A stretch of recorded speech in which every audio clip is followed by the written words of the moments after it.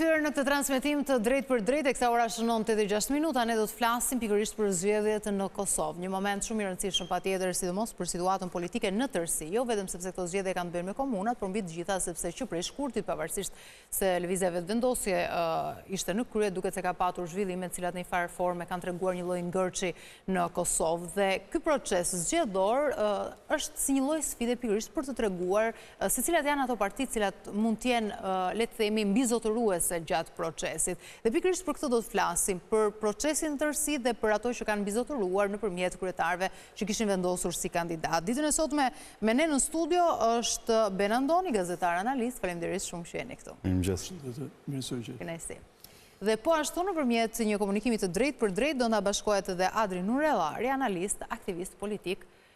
Sa po da kemi lidhjen e drejt për drejt me të, ne do ndalimi me njëherë me zotin Andoni, i cili tashmë na është bashkuar dhe që të doja ta nisja me një pyetje pak të përgjithshme, pse jo, se si i është dukur i gjithë ky proces. Kemi vetëm 39% të qytetarëve cilët janë drejtuar kutive të votimit për komunat, paktën me çfarë ka deklaruar KQZ.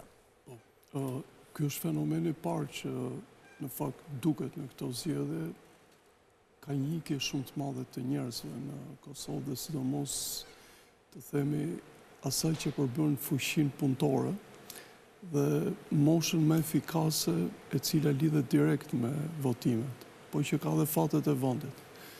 Dhe kjo në Kosovë po prek çdo segment të vendit, madje në vëmendjen tuaj po prek edhe të themi ekipet e sigurisë janë atje që Kosova duhet i ketë në alert të vazhdueshëm. Janë të mirë trajnuar, mirë servitur, shumë të mirë paguar, dhe ata ikin, përveç shtresës mesme.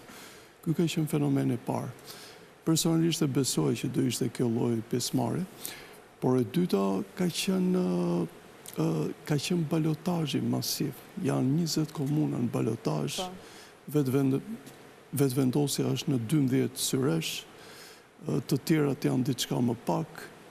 Kemi një kandidat pavarur, Ladrovcin, i cili ka fituar, që u shkëput nga PDK-ja dhe mori PDK si mori bastione, por si trend ka qenë që kthehen serbët në pushtet. Ata nga 10 komuna, ju e dini që në 10 komuna në Kosovë, 4 kanë dukshëm popullsi masive serbe, tjerat në formë gati të themi artificiale janë shtuar, po prap ka shumë serb.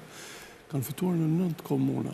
Madje shqiptarët nuk e kanë dalë dot edhe në Graçanis, ku bën një aleancë përbashkët e faktorit shqiptar. Por ndoshta ka të bëjmë pikërisht me këtë përqindjen e ulët, të cilët qytetarët janë drejtuar kutive të votimit, ndoshta ka humbur edhe besimi për shkak edhe të problemeve që ka pasur politika në Kosovë. Ndoshta serbët nga krau tjetër kanë qenë më të motivuar për të shkuar drejt kutive. Po është kjo, po mendoj që serbët po duan të kthehen në pushtet, sepse ju e dini prej 4 vjetësh ata kanë braktisur qeverisjen e Kosovës dhe përveç pushtetin lokal ata kanë braktisur dhe drejtsinë, kanë braktisur dhe policinë dhe tjera. Dhe jeta e komunitetit të tyre është bërë shumë e vështirë. Paçka se kandidatët, kryetarët shqiptarë që drejtuan 4 komunat e veriut u munduan të ishin efikas, por është e pamundur me një popullsi që nuk tregon në kuptim.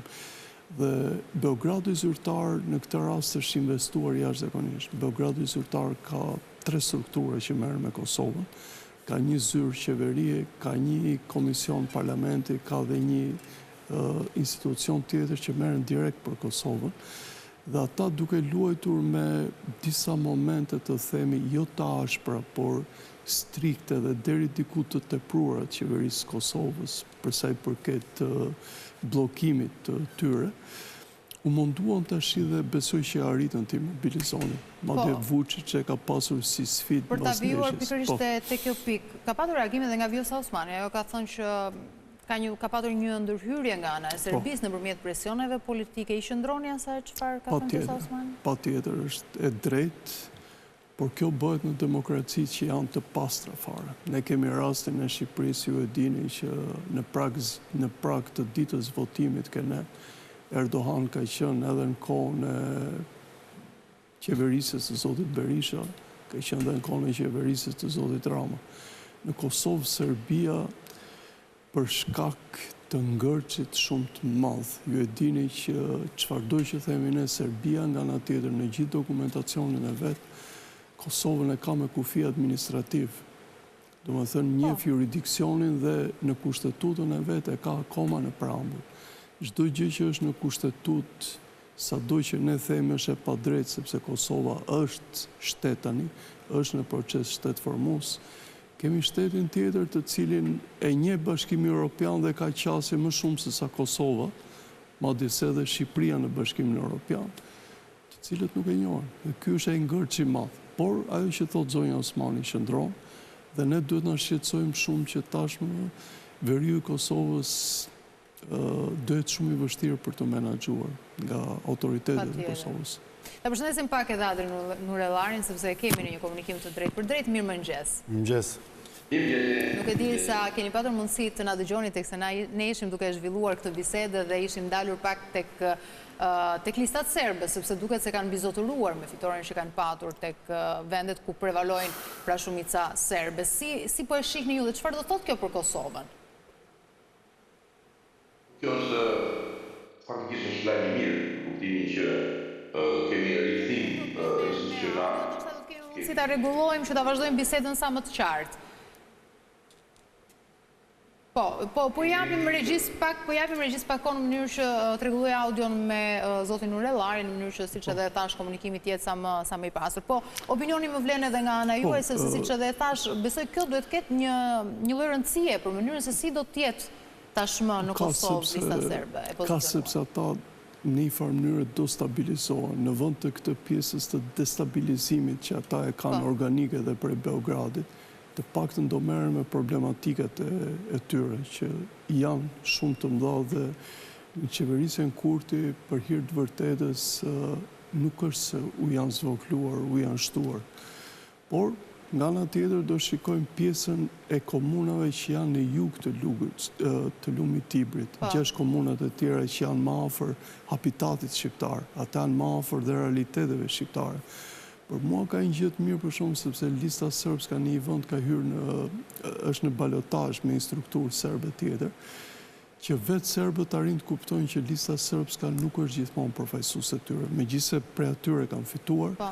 Dhe rasti Nenad Rashić dhe i partive tjera që po synojnë të marrin vende, është lajm i mirë për Kosovën, sepse serbët aty do i kesh gjithmonë, sepse edhe për serbët Kosova është pjesë e tyre.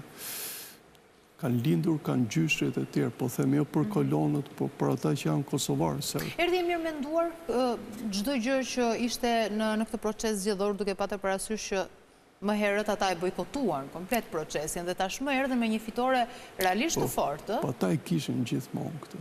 Të gjithë e dinë që ata... A ju dha kohë për të ristrukturuar?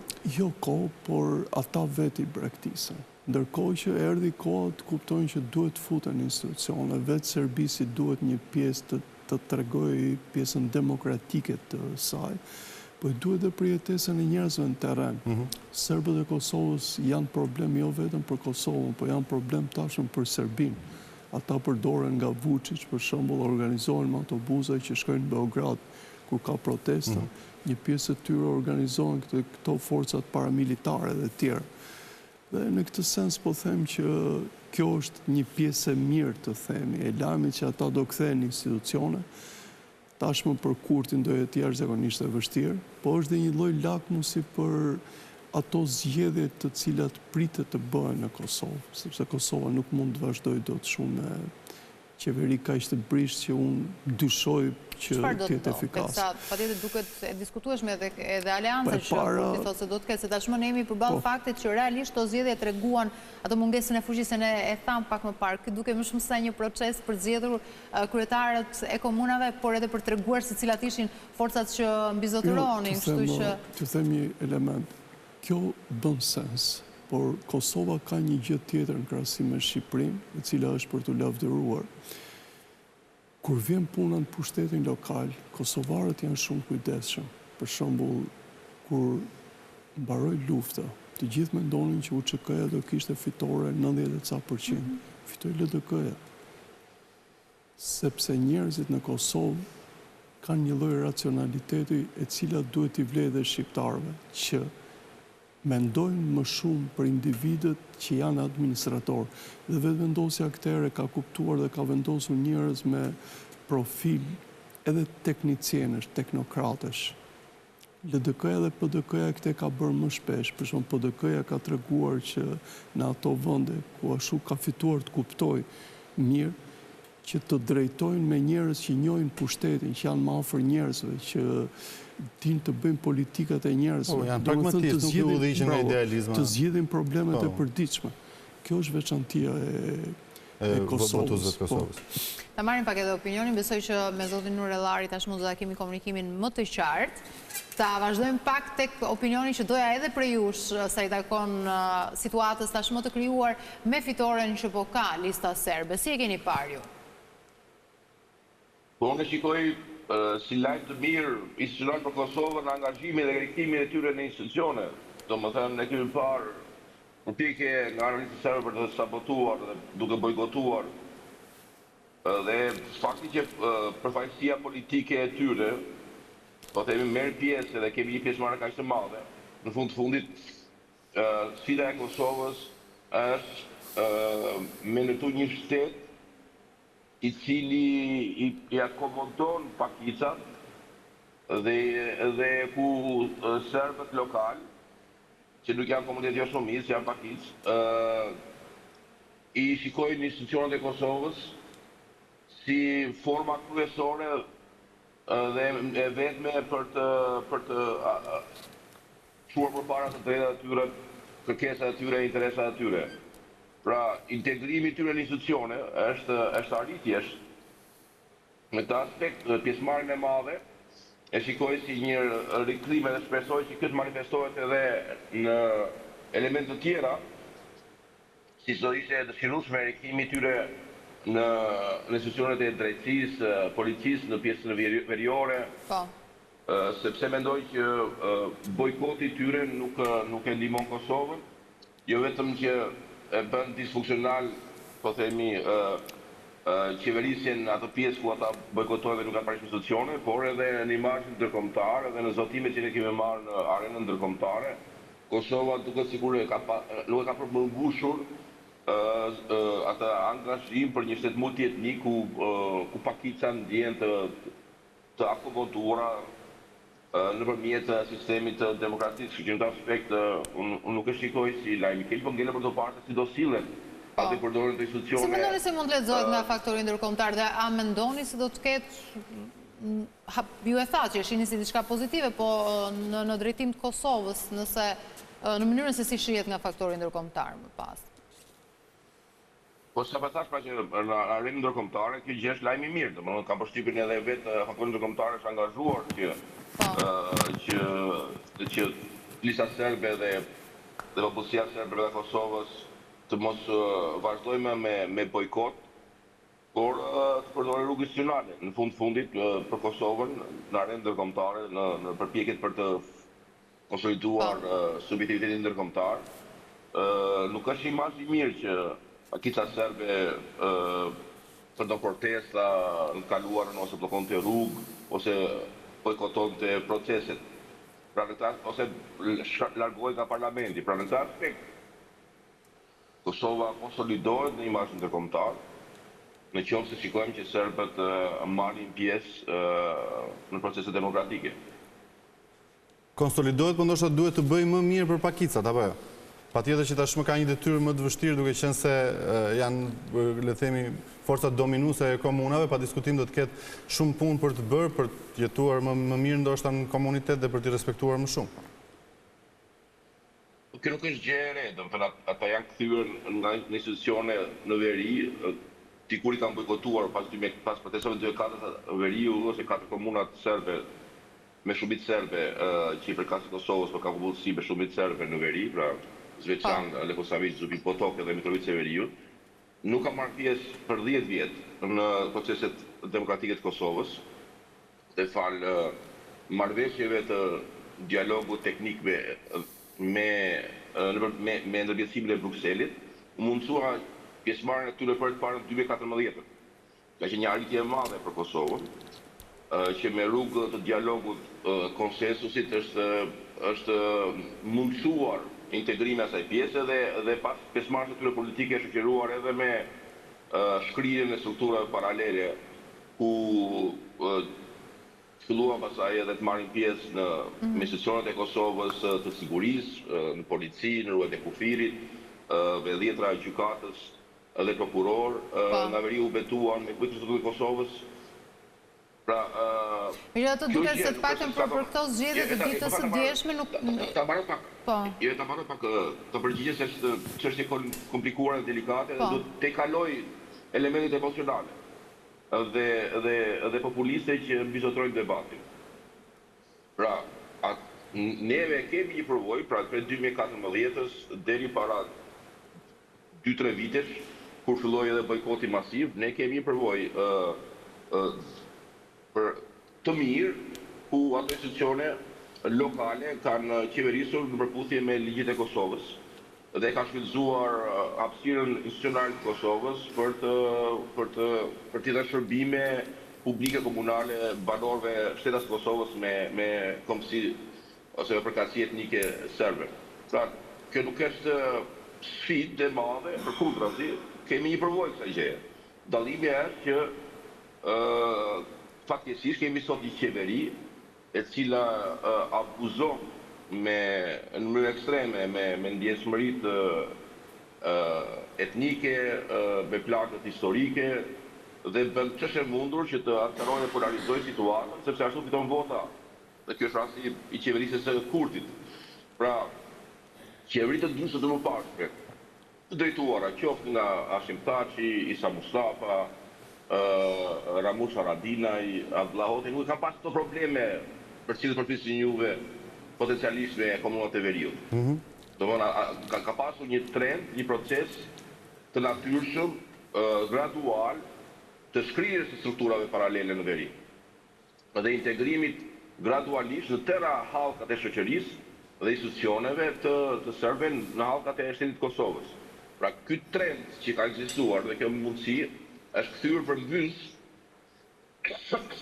me polarizimin që kemi parë neve, ku ai polarizimi i Kurtit nuk lidhet vetëm me serbët, lidhet edhe me partitë opozitare shqiptare, agresivitetin drejtuar tyre, lidhet me forcat e gjalla të shoqërisë, flasim konflikt me sindikatat, me mediat, me dhëmat e tregtisë, por edhe me partnerë ndërkombëtar. Konflikt dhe përplasje me Bashkimin Evropian, ku ne jemi të sanksionuar nga Bashkimi Evropian dhe nuk përfitojmë as ndihmë, as asistencë, as fonde kreditimi të buta siç përfundojnë vendet tjera të Ballkanit Perëndimor. Dhe së fundmi edhe përplasja dhe izolimi edhe nga Shtetet Bashkuara të Amerikës, ku ndërprej dialogu strategjik i cili për Kosovën ishte vendimtar në arendë ndërkombëtare. Tu dështuar edhe ftokja e marrëdhënieve me Tiranën, kemi një nivelin më të ulët historik të bashkëpunimit të ndërveprimit të nivel institucional. Pra në këtë aspekt, jemi duke folur që polarizimi i Kurtit nuk lidhet vetëm me serbët. Polarizimi është edhe me shqiptarët që nuk janë në rresht të tij ose që kanë përplasje diversitet. Pra në këtë aspekt, këtu problemi nuk kanë qenë serbët e veriut në kuptimin e polarizimit.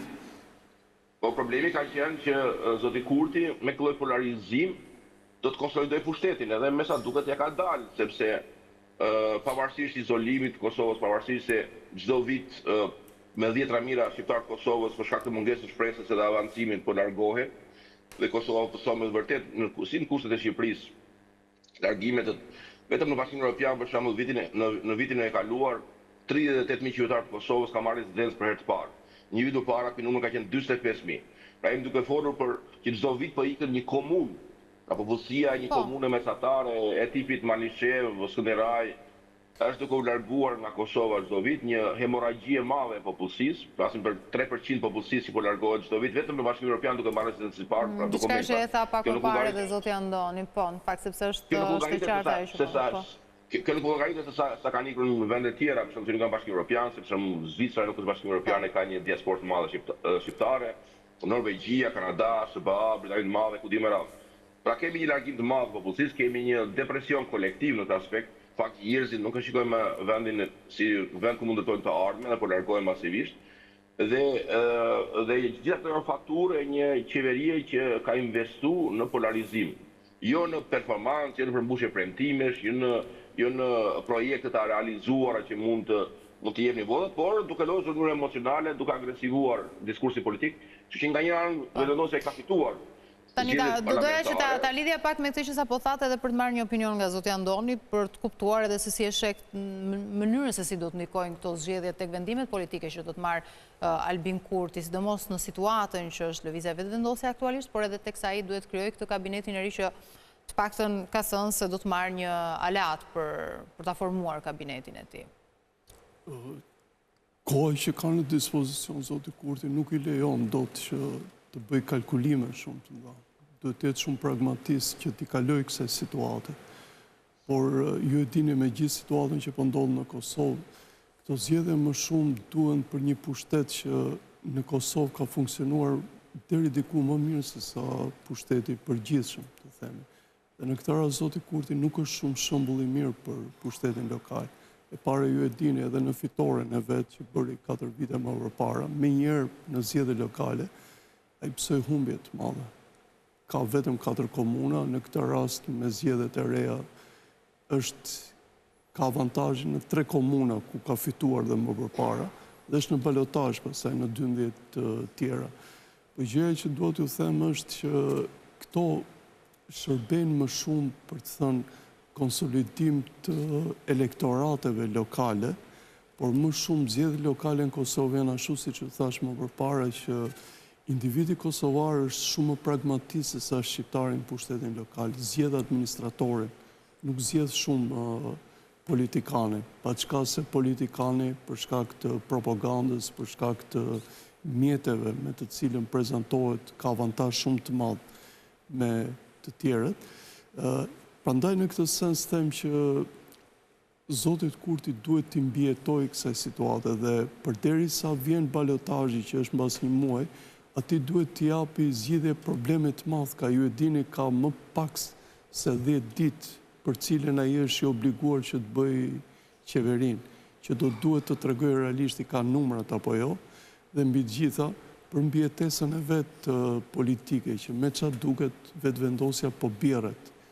Jashtëzakonisht sepse është shumë larg atij perceptimit që ka publiku. Po, të paktën për Prishtinën dhe për Prizrenin, se si në Prishtinë, të paktën me shifrat që pas të reflektuara së fundmi, LDK-ja bizotëron me përparim Rama dhe Prizreni po ashtu me PDK-n. Keni parasysh që në Prishtinë zoti Rama është penguar vazhdimisht nga pushteti qendror, ndërsa në Prizren vetëvendosja ka bërë çmos, madje ka kaluar deri në, të themi, në një lloj, nuk do të përdor fjalë negative, po gati presione dhe në vlerësim të jashtëzakonshëm pushtetit, kur gjithë e dinë që pushteti qendror nuk ka qenë aq dashamirës me pushtetin lokal dhe vetëvendosja do Prizrenin. Se tani kanë një diferencë prej 10% me sa shoh të paktën koha këtë reflekton. Po nuk ka shërbyer për pozitivisht. PDK-ja ka treguar që e njeh terrenin më mirë se sa vetëvendosja.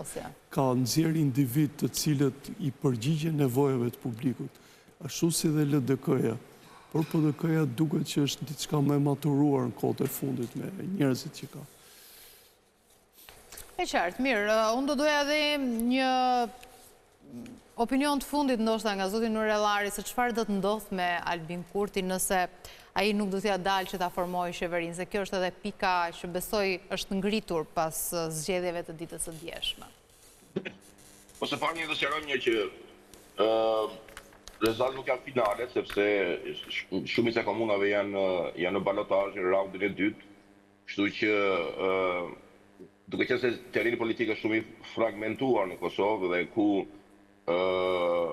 dhe ku vota nuk është shumë besnike ndaj partisë, sepse lidhen shumë dimensionet e kandidatëve lokal, dhe po ashtu ku rritet pesha e partive lokale, të vogla, por edhe të pakicave në raste, për shembull, ka komuna për shembull si Prizreni, ku partitë pakicave përbëjnë diku tek 20% të votave, dhe mund bëjë diferencë. Pra, është një situatë ku nuk mund dalim me i verdikt të plot se si është rezultati i Kurtit në këto zgjedhje, sepse edhe sepse nuk e dim se si është rezultati final në drejtimin e komunave, edhe pse në pamje të parë do themi që zoti Kurti nuk ka një shuplak të madhe nga populli për hir të së vërtetës. Dhe rezultati deri diku reflekton pak edhe rezultatin e zgjedhjeve parlamentare që i kishim në fillim të vitit në shkurt. Sepse në fundit Kurti po mban pa ballotazh Podujevën, Kamenicën, Shtimen. Dhe ka ballotazh në disa komuna, siç është Gjilani, Prishtina, Mitrovica, Prizreni, Peja, Çaçaniku, Gjakova, në fakt në zgjedhjet janë duke respektuar deri diku verdiktin e votave të shkurtit, kështu që nuk kemi ndonjë reagim të madh të qytetarëve ndaj bllokimit të institucioneve dhe ndaj izolimit të tjeshëm prej Shtetit Bashkuar Amerikës, sikur se ishte edhe anullimi i dialogut strategjik. Prandaj unë nuk mendoj se këto rezultate mund të japin një presion Kurtit në këtë aspekt. Do të thënë në krahasuar me 2021-shin, në zgjedhjet lokale Kurti ka një rezultat më të mirë. Dhe në këtë aspekt nuk besoj se këto zgjedhje mund të ndryshojnë sjelljen e tij. Dhe do mendoj që ai do vazhdoj me një sjellje obstruksioniste, një sjellje ku do zvarri proceset, sepse ashtu përfiton nga që është vetë në qeverinë detyrë, sepse me këto rezultate nuk është se ai merr në një faturë që ta detyrojë të bëjë presion të ndryshojë. Pra, në aspektin e sjelljes anti-institucionale, ku dhe herët e fundit kemi parë që ka shkelur edhe vendimet e gjykatës së kushtetuese dhe me gjasa edhe ngjelet për të parë, por me gjasa edhe votimi i Rashiqit si nënkryetar pa përfaqësuar plotësisht vullnetin e Pakicës serbe, të listës serbe, që është edhe partia kryesore e serbëve në parlament, ka çuar në një tjetër faturë, po themi, sepse kemi një ankim nga lista serbe në gjykatë kushtetuese, kështu që mendoj se do vazhdojmë me këtë modus operandi. Pra, unë nuk mendoj se këto zgjedhje kanë një mesazh aq të fortë ndëshkues sa ta detyrojnë Kurtin të ndryshojë mënyrën e të operuarit. Do duhet të ta shohim në fakt se si do të jetë situata në vim. Ne ju falenderojmë shumë që na u bashkuat në këtë hapësirë. Faleminderit shumë zotin Orellari. Do shkojmë në një hapësirë shumë të shkurtër publicitare dhe rikthehemi vetëm pas pak.